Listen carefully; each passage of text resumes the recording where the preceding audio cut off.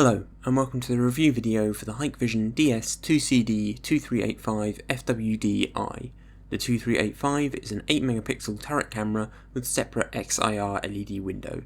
This model we tested was the 6mm focal length option and was set to 6 frames per second for the entire test. So, let's start with a basic scenario that almost every IP camera would come across in its day-to-day recording, that being a bright morning scene. Now, as this is a 4K 8MP camera, we knew before even seeing its daytime performance that this camera's final output was going to look pretty impressive.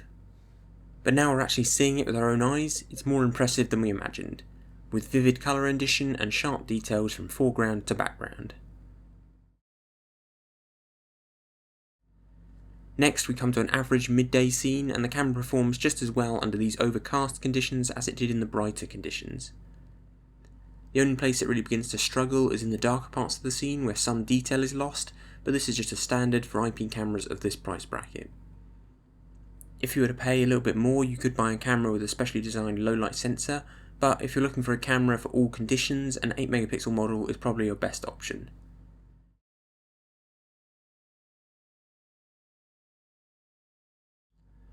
Our final daytime scene is an early evening scene, and again the loss in quality is very minimal. That makes this scene perfect for testing something new that we've never shown in a video before, H.265 Plus codec. Now, a problem with some high compression codecs is that they can reduce the quality of the output when they compress, but as you can see from this split screen, with H.265 Plus the difference is barely noticeable. Only a small loss of sharpness and pixelation on some of the smaller elements of the scene, like the black font on the number plate, but not so bad that you can't actually read it.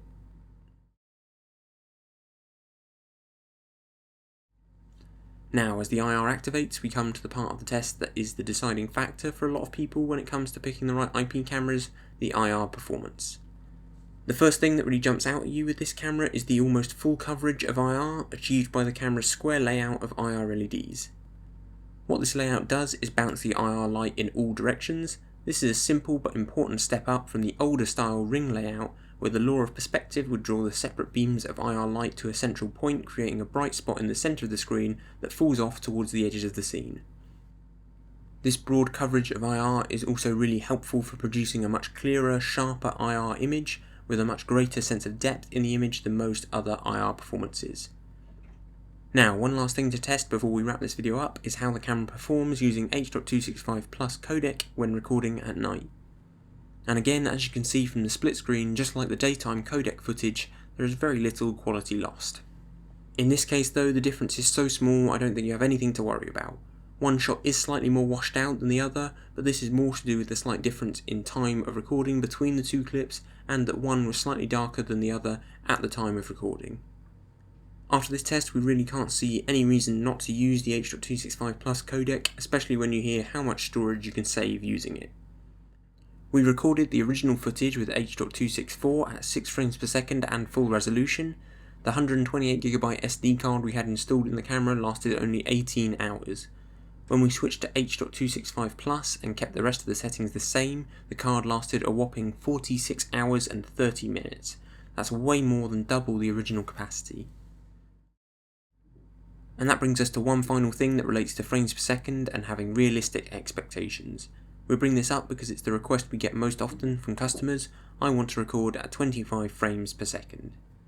Now, we understand why you want to do that, because it's usually the maximum frame rate offered by most cameras and it's what most video is recorded at, but IP is a very different beast. Recording that many frames a second is not making the best use of the storage you have, and as you can see from the motion in the footage shown here, even at 6 frames per second there is very little motion blur or distortion. And if you go to any of the other demo videos on our YouTube channel, none of the cameras tested, unless stated, will be recording at more than 15 frames per second.